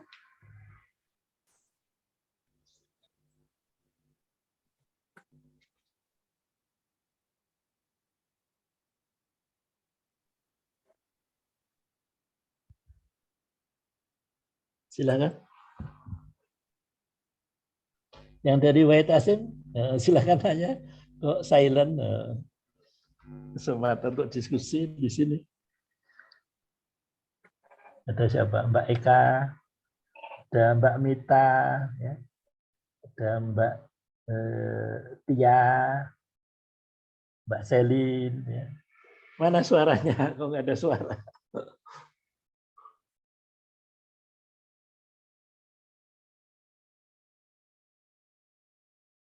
Ada pertanyaan, pernyataan, sharing juga boleh ya, nggak harus tanya ya. Berbagi juga boleh. Boleh bertanya? Silakan. Nah, ini mengenai software plans ini kan tadi sifatnya itu bisa ligand sama reseptornya itu bisa Fleksibel, fleksibel. bergerak. Nah, Iya, gitu. iya. Apakah di plans juga bisa dibuat untuk kaku salah satunya? Oh, nggak bisa dibuat kaku gitu, enggak. Dia memang dua-duanya fleksibel. Kalau kaku malah malah nggak sesuai dengan tubuh kita ya. Tubuh kita kan reseptornya itu kan fleksibel kan. Kemudian ligannya fleksibel. Jadi yang ideal adalah dokeng itu adalah protein dan ligan itu fleksibel. Itu idealnya itu ya. Jadi jangan yang sudah fleksibel malah dibuat kaku ya, nanti malah mundur gitu. Iya. Termasuk untuk kalau misalnya untuk penelitian bahan alam itu ligannya kan biasanya lebih kaku ya, atau memang harus fleksibel juga? Oh, fleksibel. Semua molekul itu nggak ada yang kaku, fleksibel ya. Jadi walaupun bahan alam ya, itu fleksibel ya. Jadi ada antar atom itu ada gerakan ya. Makanya ada spektra inframerah itu kan membuktikan bahwa antar atom itu ada gerakan pegas, ada gerakan buntir ya. Makanya kalau kita belajar spektra inframerah kan, oh nanti ini ada puncaknya ada di sini misalnya ya. Jadi bahan alam pun itu fleksibel ya, fleksibel. Jadi molekul itu kebanyakan ya itu fleksibel. Ada sih molekul 1-2 yang kaku gitu, kaku. Karena strukturnya itu ya, kaku. Sehingga pada saat kita buat konformasi itu kita pengen konformasi 10 cuma dapatnya 2 atau malah 1 karena dia sangat kaku. Tapi itu jarang ya. Jarang. Jadi kebanyakan molekul itu fleksibel. Jadi makanya dia bisa membentuk beberapa konformasi ya. Konformasi. Ya. Jadi konformasi itu ibaratnya gini, ibaratnya orangnya sama ya, tapi cara duduknya kan bisa beda ya. Nah, jadi si A misalnya duduk, kalau duduk gini itu energinya segini. Kalau duduk yang nyaman itu energinya stabil, duduknya cara gini. Misalnya. Nah, jadi molekul juga gitu. Molekul itu ada konformasi namanya ya. Nah, sehingga kalau kita belajar asetilkolin itu ada konformasi memanjang, ada konformasi yang tidak memanjang ya. Dan itu akan berpengaruh dengan aktivitas ya. Jadi pada saat dia ketemu reseptor muskarinik dengan waktu ketemu nikotinik, sama-sama asetilkolin itu konformasinya berbeda ya. Nah, seperti juga histamin ya, histamin. Histamin itu pada saat bertemu dengan reseptor H1 dengan saat bertemu dengan reseptor H2 itu konformasinya berbeda, bentuknya berbeda. Molekulnya sama tapi bentuknya berbeda. Nah, Nah, sehingga kalau sekarang sampai histamin 4 ya. Histamin 4. Nah, jadi manusia kan juga gitu sebenarnya, punya konformasi ya. Jadi kalau apa? Kalau di agama Islam konformasi manusia kan ada 2 ya. Kamu bekerjalah seakan-akan apa dengan sungguh-sungguh seakan-akan akan hidup selamanya. Tapi juga kamu beribadahlah seolah-olah kamu mati besok pagi. Jadi di dalam manusia juga ada 2 konformasi ya. Bayangkan mau mati dan mau hidup terus gitu ya. Nah, seperti itu. Ada lagi?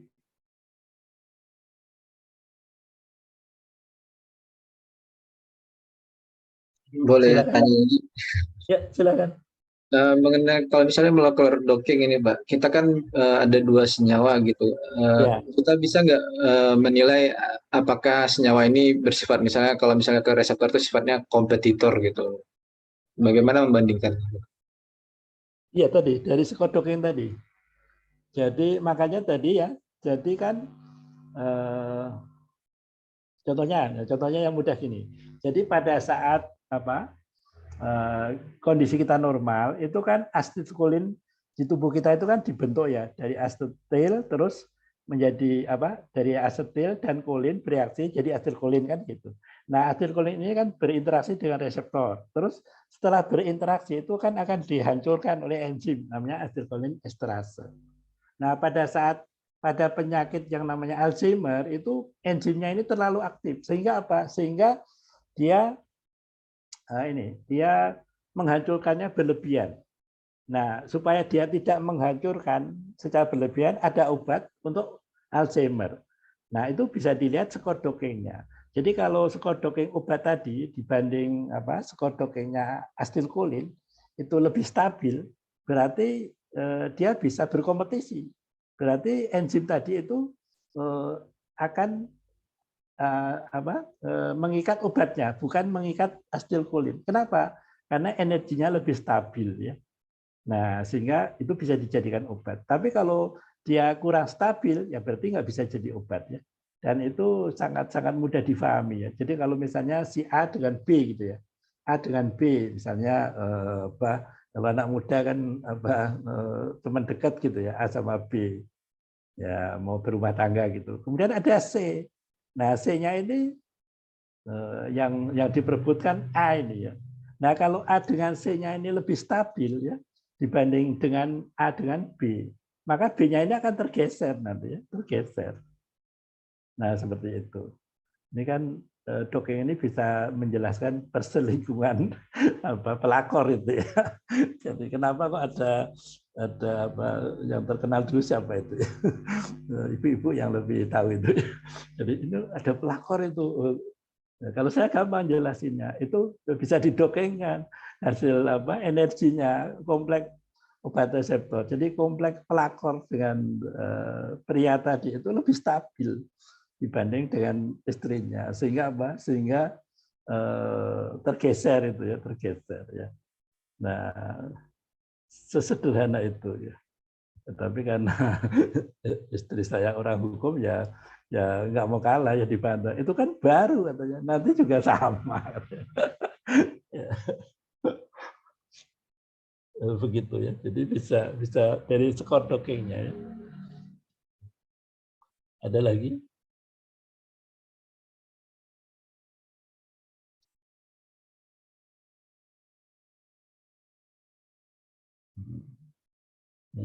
Ini cetak aja. Nah, kalau nggak ada, nah kita lanjutkan lagi ya. Contoh yang lain lagi ya. Contohnya banyak ini ya. Jadi saya kerjanya cuma bikin kayak gini kalau ikut seminar. Ya.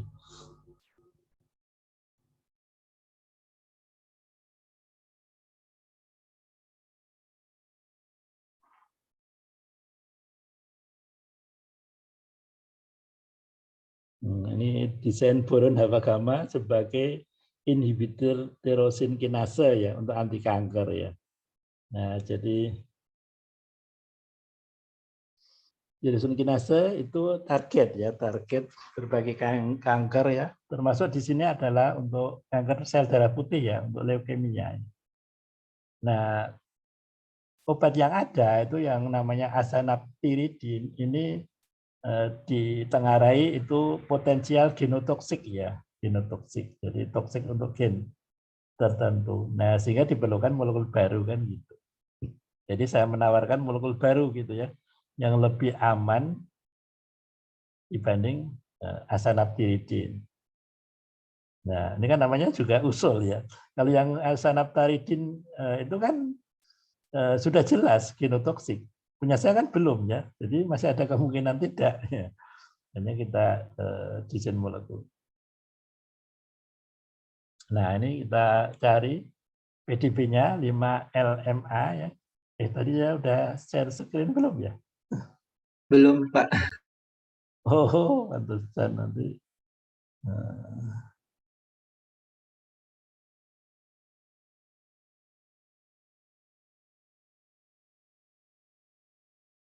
Ya.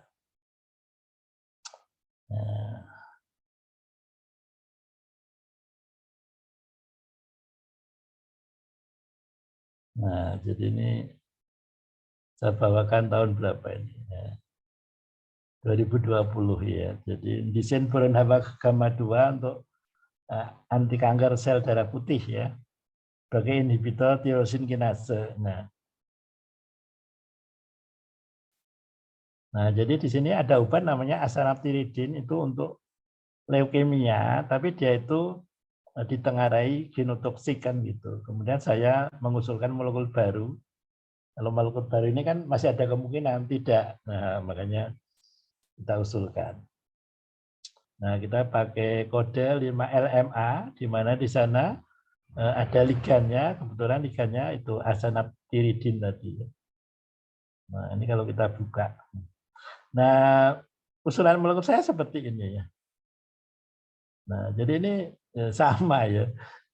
4 aminonaptol ya. 4 aminonaptol. Sama para aminofenol. Kemudian ini B2O3 ya. Nah, jadi kalau saya prediksi satu langkah reaksi ini ya. Jadi satu langkah reaksi jadinya seperti ini. Nah, ini softwarenya ada ya, Sarah, Marvin, dan yang kita pakai ini. Ini kebetulan ada Moe 2008 ya, untuk ya udah punya gitu, jadi ya dimanfaatkan itu ya. Kita validasi ya, preparasi protein, replikan, ligan, ya, kemudian kita dokingkan untuk mencari RMSD. Nah, kemudian boron haba gamma kita dokingkan ya, dengan dibuat dulu pH 7,4 ya. Kita buat 10 konformasi ya. Kemudian kita dokingkan ya. Nah, nanti kita bandingkan skornya. Dan kita uji T nanti ya. Karena kalau dekat nanti ada perbedaan bermakna enggak? Nah, ini hasil validasinya ya.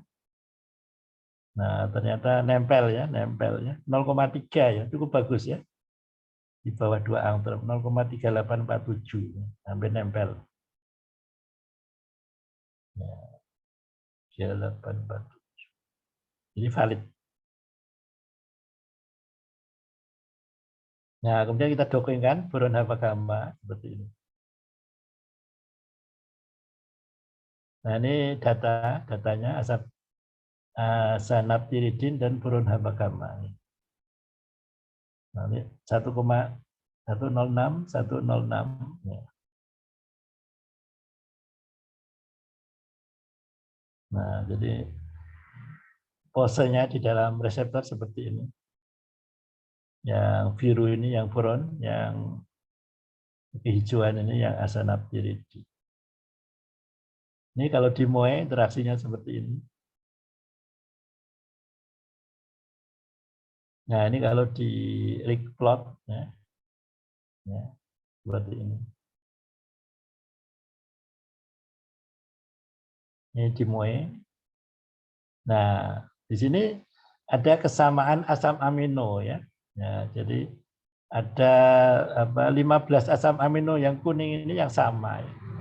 Yang berbeda ada 3 di asanaptiridin dan 4 di boron haba gamma.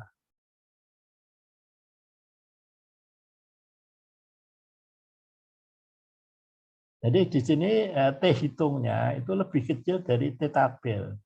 Jadi nggak ada perbedaan tidak ada perbedaan bermakna. Artinya apa? Artinya desain saya ini sama potensinya dengan asanabdiridin. Bedanya diharapkan ini tidak punya genotoksik. Nah, nanti sebenarnya bisa kita evaluasi dengan nanti pertemuan keberapa ya dengan PKCSM nanti ya. Tapi di sini nggak saya cantumin ya karena terbatas halamannya. Nah, seperti itu. Jadi kesimpulannya berdasarkan hasil docking itu boron HPK 2 itu potensi untuk anti leukemia ya, menggantikan asanabdiridin. Ya, gitu ceritanya. Ada lagi pertanyaan?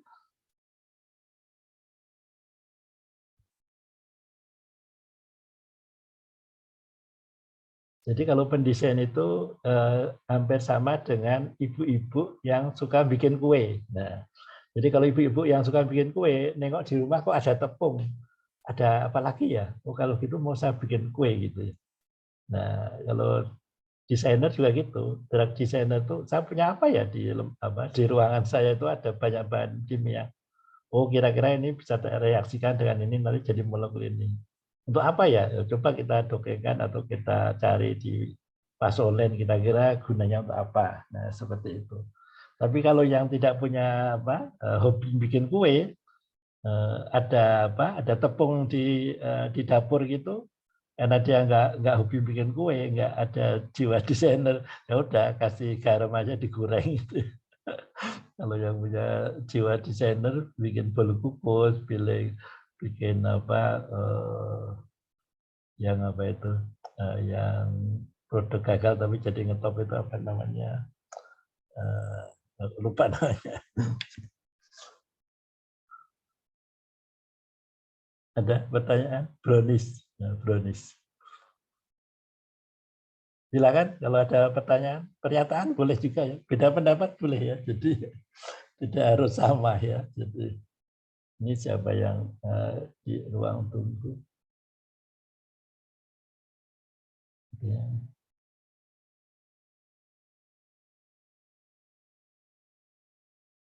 Ya, silakan.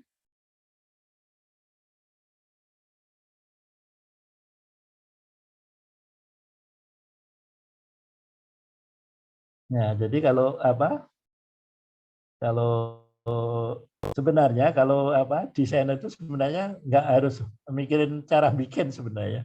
Jadi tapi itu kalau kerjasamanya bagus ya. Jadi pendesain molekul itu ya cukup mendesain molekulnya bagus. Gimana cara bikinnya bukan urusan saya.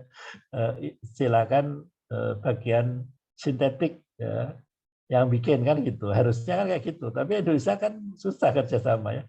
Jadi kalau saya mengandalkan mereka, desain saya nggak pernah kebukti.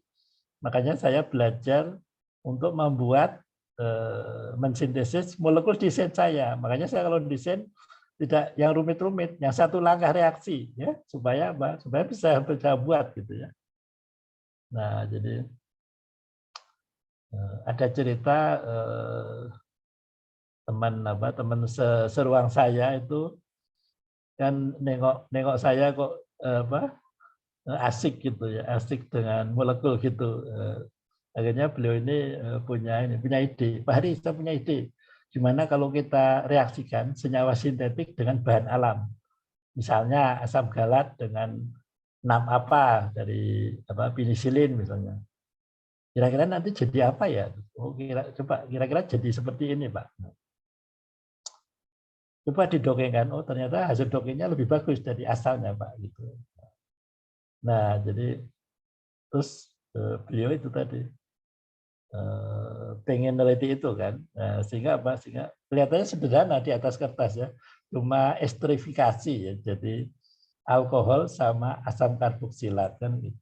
Ya ternyata alkoholnya itu atau hidroksinya itu ada 3 di bensin, padahal yang mau dibuat cuma 1. Nah, jadi yang tadinya 1 langkah reaksi itu ternyata nggak bisa dikerjakan. Akhirnya dibawa ke Jerman jadi 7 langkah ya.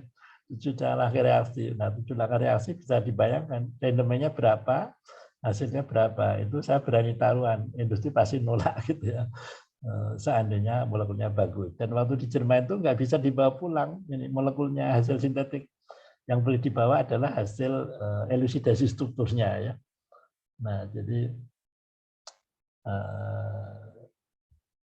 harus apa namanya, harus punya taktik ya supaya molekul itu gampang ya, gampang. Kapan itu ada dari tadi Free University kuliah tamu ya di Farmasi UGM, bagaimana membuat obat dengan 7 langkah reaksi. Wah, ilmunya bagus ya, ilmunya bagus kan, 7 langkah reaksi. Tapi kalau saya melihat aplikasinya, wah ini yang nggak bagus ya. Kita nawarin ke industri, saya punya molekul berapa langkah Pak Hari? 7 langkah, oh, langsung saya jamin kabur gitu ya. Ya.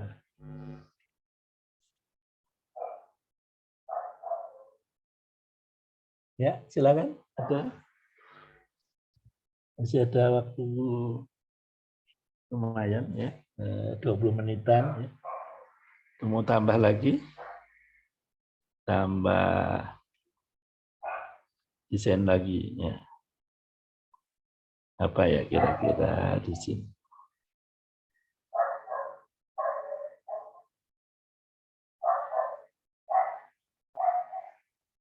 Oh, VNCT ya, VNCT.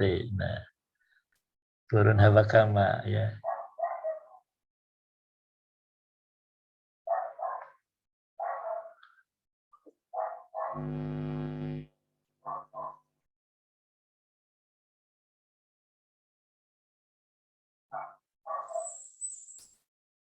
Nah, jadi di sini adalah desain molekul boron hawakama sebagai pembawa radioaktif boron untuk terapi kanker payudara.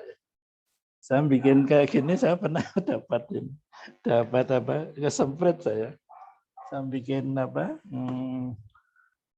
namanya, presentasi. Ini ada dosen senior saya itu nyemprit saya, Pak Hari kok kayak gitu katanya. Kenapa Bu? Itu kan ganggu katanya. Ganggunya. Jadi ceritanya ada rekan di kampus itu tentang BNCT ya, boron. Jadi BNCT itu boron nuclear capture therapy ya. Jadi itu dapat proyek berapa? 500 miliar. Wah, 500 miliar. Nah, saya kebetulan nggak ikut ya. Karena memang waktu itu masih sekolah dan memang saya nggak ikut.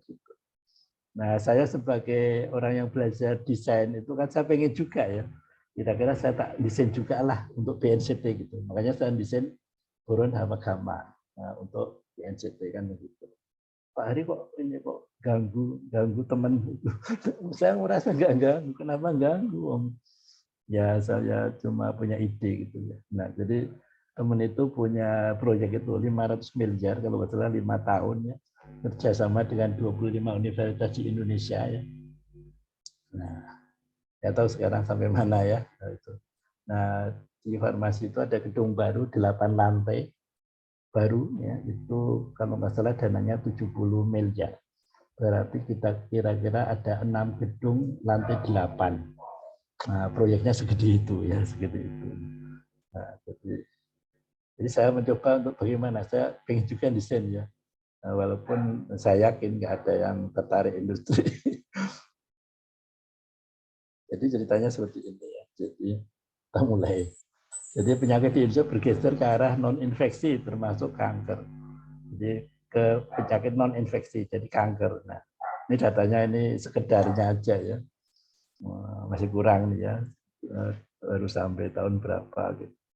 Jadi intinya pokoknya bergeser ke kanker. Nah, salah satunya adalah kanker karsinonya mama ya, kanker payudara. Nah ini untuk bumbu-bumbu ini ya. Nah, jadi selama ini itu diobati dengan tamoxifen 20 mg. Kita bahas dulu tamoxifen itu apa, bla bla bla bla gitu ya.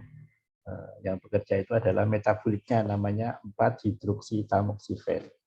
Nah, jadi ini juga penting untuk apa yang belajar docking itu, yang didokengkan itu molekul yang berinteraksi dengan reseptor. Jangan molekul yang tidak berinteraksi ya. Nah, masih ada itu yang mendokengkan hesperidin. Ya, padahal yang berinteraksi itu hesperidin. Nah, masih ada di jurnal mendokengkan hesperidin. Nah, dan ada penelitian hesperidin dan hesperidin masing-masing diberikan ke hewan coba, terus diuji. Hasil dokengnya itu menunjukkan hesperidin itu lebih bagus. Tapi hasil in vivo-nya kenapa sama? Ya sama, karena apa? Karena hesperidin itu adalah hesperidin yang mengandung gula. Nah, pada saat ke tubuh, gulanya itu terurai ya. Jadi mau makan hesperidin atau hesperidin itu yang berinteraksi hesperidin juga gitu ya. Nah, itu yang harus dipahami ya. Nah, juga misalnya kalau kita makan acetanilit gimana? Kalau kita makan acetanilit itu kan nanti di metabolisme juga jadi paracetamol ya. Nah, jadi makan acetanilit dengan makan paracetamol sama, nanti yang bekerja paracetamol ya. Nah, jadi metabolisme itu penting juga. Kembali ke sini, kita masih nyari bumbu-bumbu ya.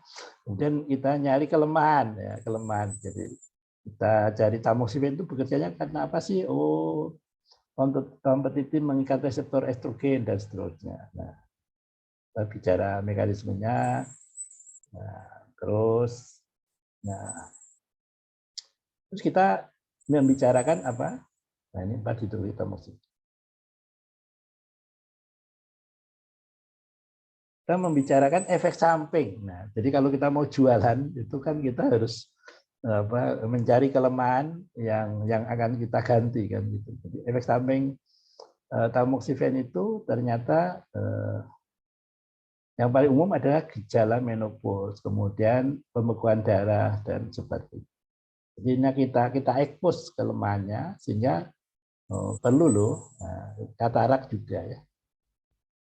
Nah, sehingga kita beralasan untuk memunculkan obat baru kan begitu. Nah, ini ada efek samping sehingga kita perlu obat baru. Nah, kita validasi dulu mekanisme kerjanya ada di reseptor estrogen reseptor. Kita validasi, nah, kalau sudah valid, kemudian kita uji ya, kita uji molekul desainnya. Nah, ini beberapa kita uji juga kurkumin ya. Kurkumin nggak bisa untuk BNCT. Kenapa? Karena harus mengandung boron ya.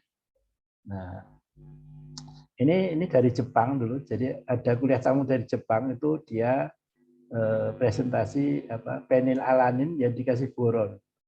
Tapi tidak selektif. Akhirnya berapa tahun kemudian datang lagi ke farmasi UGM, molekulnya sudah baru ya.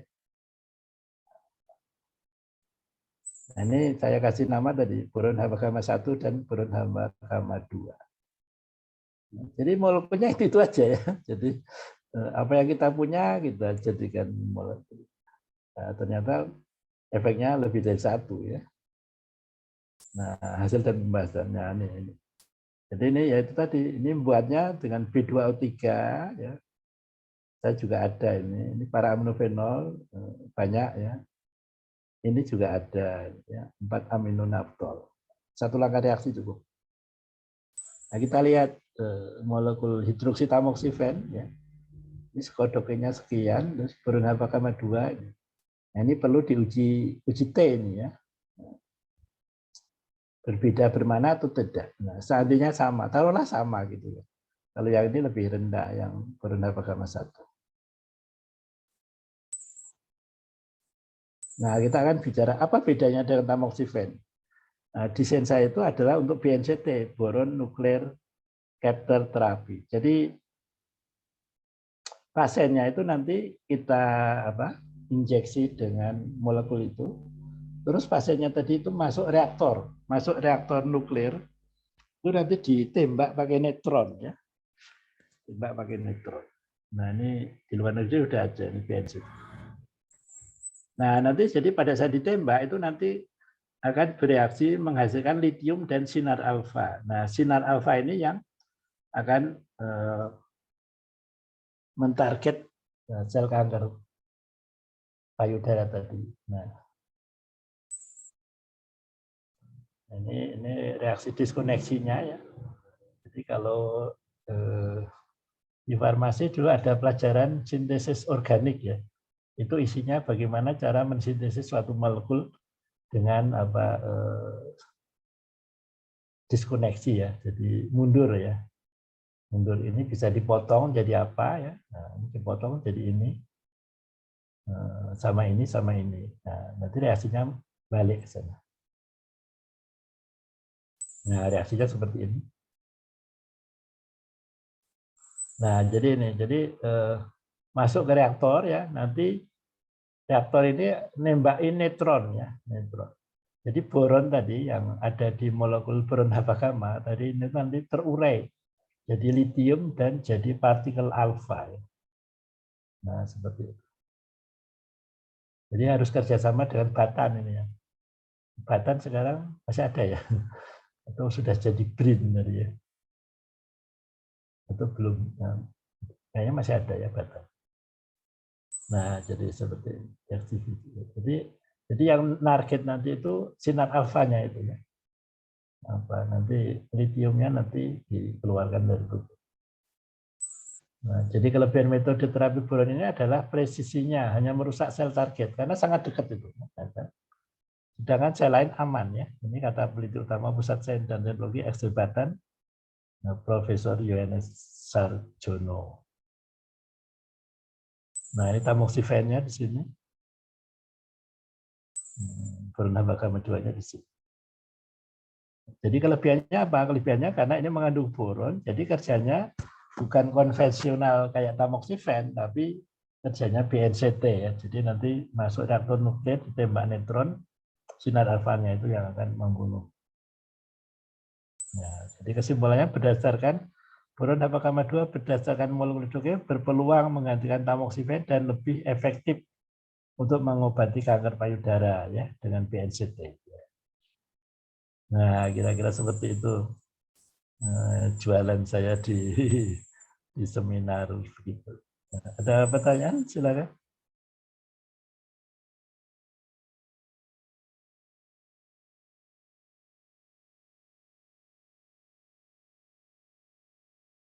Masih pada nyimak? Sunyi, sunyi sepi. Ayo, yang dari WTC mana ini kok? Tidak ada suara. Masih menyimak, Pak. Masih ya. Mbak Eka ya. Kalau Mbak siapa itu yang sambil kerja di apotek ya? Siapa kemarin? Ada pertanyaan? Pernyataan juga boleh. Sharing juga boleh.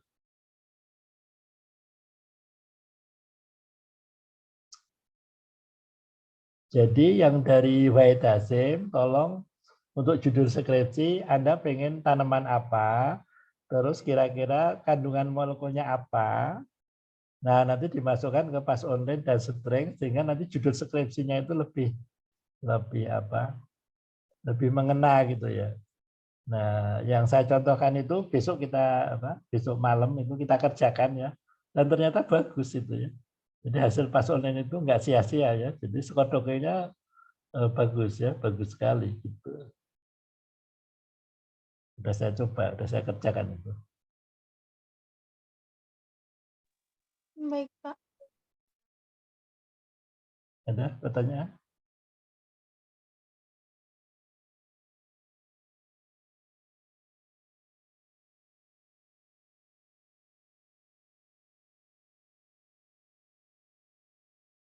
Tidak ada? Yang berapa ini? Masih ada waktu?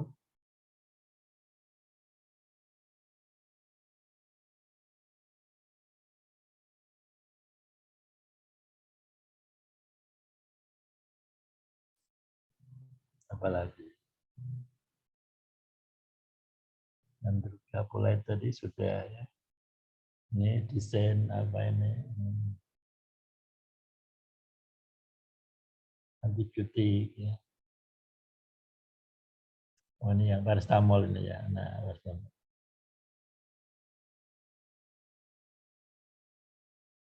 Nah.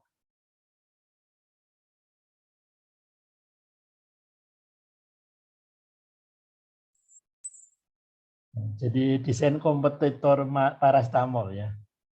Kompetitor paracetamol yang lebih aman dan lebih poten ya, untuk analgesik. Ya. Nah, jadi kita tahu bahwa kalau kita sakit itu analgetik antipiretik ya, dan paracetamol itu jadi primadona ya. Jadi paracetamol ini primadona industri farmasi di dunia ya. Jadi pundi-pundinya industri farmasi. Makanya nggak gampang ya. Cita-cita saya agak nggak normal juga karena saya punya cita-cita menggeser pasar paracetamol dunia, bayangin. Ya. Mudah-mudahan tidak ada mafianya ya, bisa terancam nanti ya. Ya, jadi kita dampingi dulu, nanti terus kita geser gitu ya. Kalau langsung ganti itu nanti banyak yang komplain ya. Nah, jadi gitu ya. Jadi banyak penelitian untuk paracetamol ini dan dia lebih poten ya. Molekulernya lebih poten tapi lebih toksik. Nah, sehingga saya punya inovasi ya yang tadi sudah saya buktikan tadi HP 2009 dan MH 2011 ya. Nah, ada saya patenkan ini. Nah, dan ini sudah saya buktikan dengan uji in vivo dengan hewan coba. Potensinya dan efek sampingnya. Sehingga saya desain lagi molekulnya. Nah, ini yang tadi ya.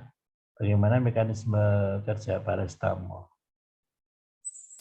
Nah, ini jadi awalnya Chandra Sekaran itu dan KIS itu menyatakan paracetamol itu sebagai inhibitor COX-3, varian dari COX-1.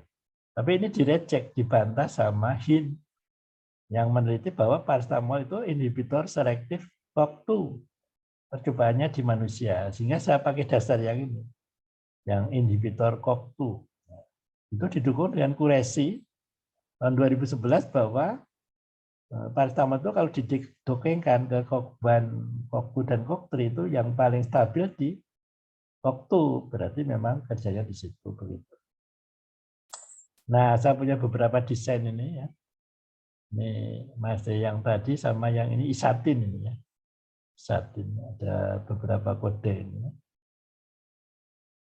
Ini juga saya rancang satu step reaksinya. Nah, jadi kemudian kita validasi 6 COX untuk efek analgetik dan ini untuk efek samping 3E6I. Nah, kemudian kita uji molekul desainnya ya. Nah, ini hasilnya ya. Jadi liganatif minus 71, paracetamol minus 67, HP minus 85, minus 95. Ya.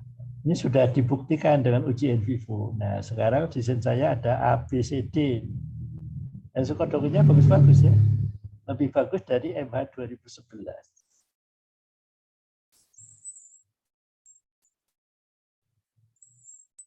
Nah, jadi posenya di sini. Nah, ini engine-nya kita hidden ya supaya kelihatan molekulnya. Sampai 2009 ya. Paracetamol MH ya. Jadi ngumpul di situ ya, nggak ada yang melintang ke sini, nggak ada. Mereka menyesuaikan posenya yang stabil di situ.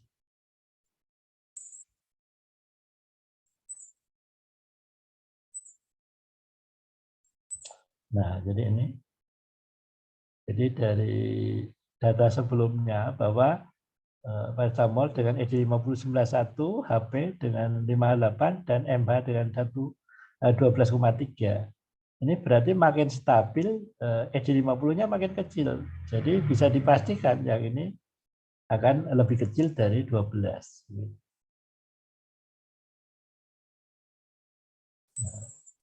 Terus tentang hepatotoksik tadi kita dokengan juga.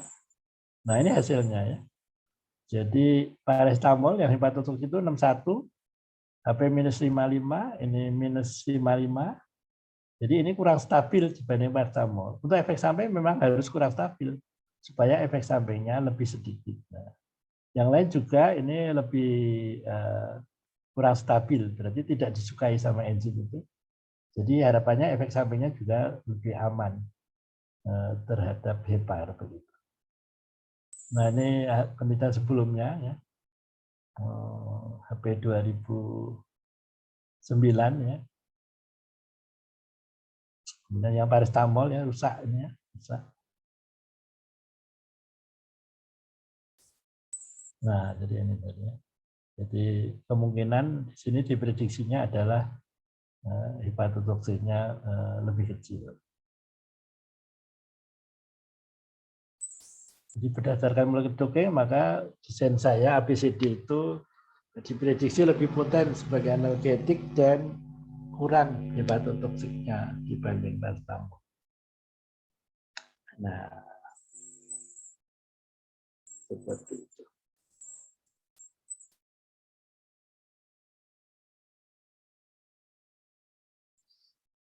Ada pertanyaan? Pernyataan? Makin sepi. Jam berapa? Udah jam 9. Ada pertanyaan? Tuh sudah capek. Nanti aplikasinya sih Pak. Jadi mungkin nanti pertanyaan kan Oh, banyak. iya. Ya, boleh ya. Besok kita praktek ya. Jadi harapannya sudah pada menginstal Yasara sama Marvin ya.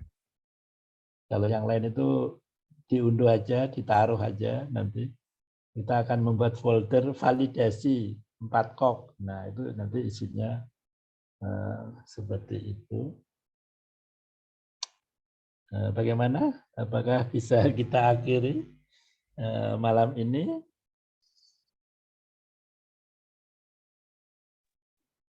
Ya, monggo Pak. Baik kalau gitu ya. Jadi terima kasih kehadirannya, ada 20 yang hadir. Ya mudah-mudahan bermanfaat ya. Kalau ada pertanyaan bisa lewat grup ya, grup WA. Nanti bisa kita diskusi di sana ya. Nah, saya biasanya tidak saya hapus itu grup-grup itu ya, supaya yang ikut kelas ini berkelanjutan ya, berkelanjutan. Syukur-syukur bisa ini matengkan obat untuk institusinya ya.